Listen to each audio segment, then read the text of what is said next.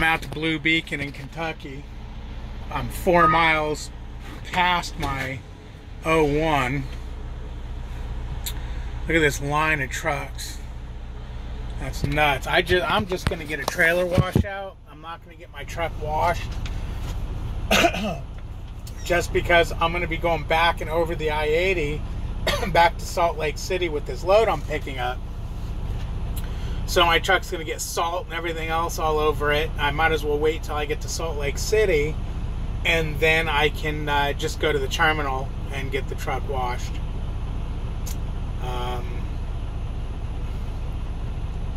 You never know. I might end up, depending on time of day I'm there and my hours left, I might stay at the terminal for a 10.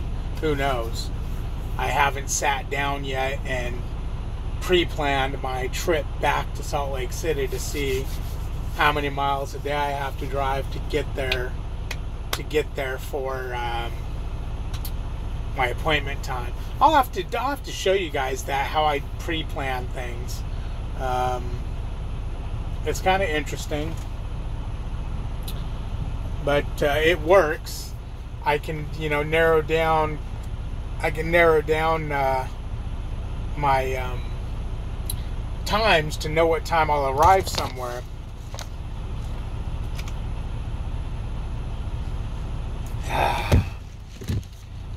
I took a shower at that Pilot about 50 miles back.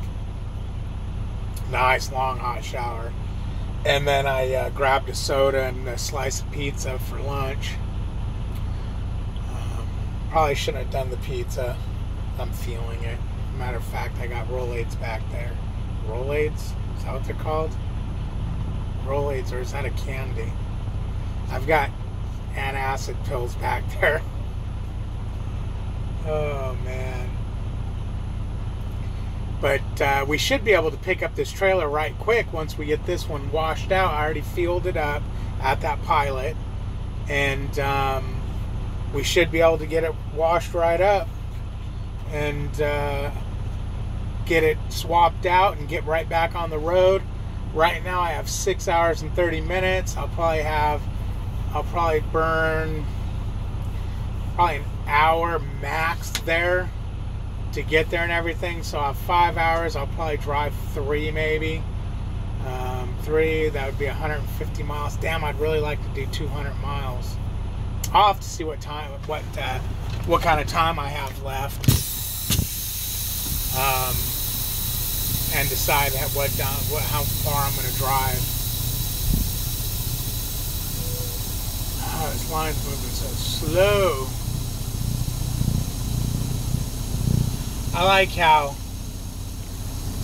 all the Blue Beacons do the same thing. They put these big ass boulders around their corners and whatnot. I get past the dirty window, and so you can't drive onto their grass. And you can see right there, a truck went into the grass there and must have hit that boulder. Probably drug it a couple foot or so. I would film washing out the truck, but Blue Beacon don't allow any cameras, not even still pictures. I took a picture of the truck sitting in there one day after they were done cleaning it, the trainer's truck. They were all over me. Delete that right now. Like, what? You can't take pictures in here. It's like, oh, okay, I won't then. Well, you should delete the one you took. Why? What's the problem? Well, because we have miners working here, and you're not allowed to take pictures of miners. So I looked at my picture. Okay, well, it's just the cab of the truck, so there ain't no miner there. Of course, my trainer started throwing a fit. I'm like, come on, man, it's no big deal. They don't want you to take a picture. He pulls his camera out and starts wanting to take pictures. God, that guy, man. But that's where we're at now. Waiting to get the trailer washed. This trailer is pretty damn clean. I could have probably blown it out, but I had pork back there. Whenever you have a protein in a trailer, wash it out. Wash it out. Prime made a good point about that. Is even though the stuff's boxed or whatever. Yeah, I'm empty. Damn. I completely forgot I got unloaded. I'm like, wait a minute, I got to load on of pork. That's what happens when you're tired, man. So, anyways, like, even though the stuff was boxed, these were just palletized, big old chunks in a box, in big bins.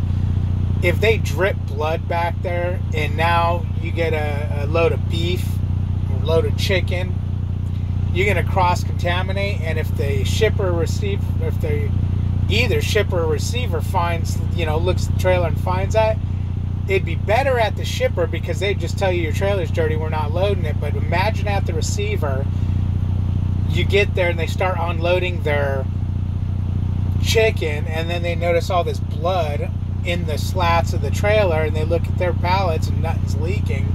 They're like, okay, that's a lot, we got cross-contamination here. Guess what? We're throwing this whole load away, and guess who gets to pay for it? Prime gets to pay for it. Well, if you're a lease operator, you get to pay for it. If you're a company guy, I don't know. Probably because you didn't have the trailer washed out, they might charge it back to you. I don't know. But I know lease operators carry insurance for that. We don't have the option to carry insurance for that, so I don't know what they would do. But yeah, always when you're going to get a protein load, get that trailer washed out.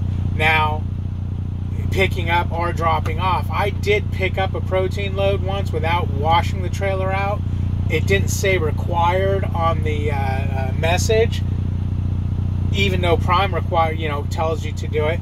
But I had this trailer for a couple loads, and I washed it out because I had a protein load. I washed it out.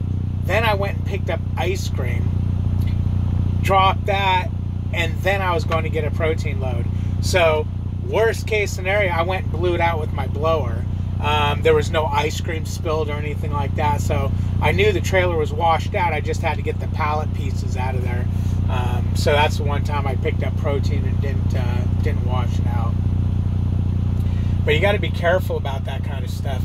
When you're in training, I think it happens before you go out for PSD. I think it's during orientation. And you know what? I think you do it again when you come back to do an upgrade to your own truck. On the computers, I think they call them the CBC's, computer-based, CBTs, computer-based testing. They'll go over, you'll have to take a test to get a certificate for, knowing what a clean trailer is, and knowing this, and knowing that. Go ahead and shut this thing off. It's not hot enough to sit and idle it. Last thing I need is to get you're idling your truck too much notice. And then they won't turn that idle on for me. It'll probably never get that cold again, but I'm going to have them turn the idle on. They're going to go ahead and do it. Anyways, just in case.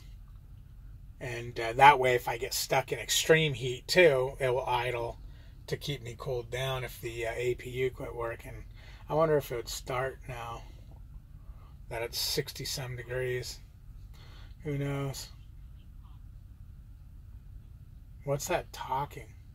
Is that me? Is that coming? Hello, hello. What the hell is that talking?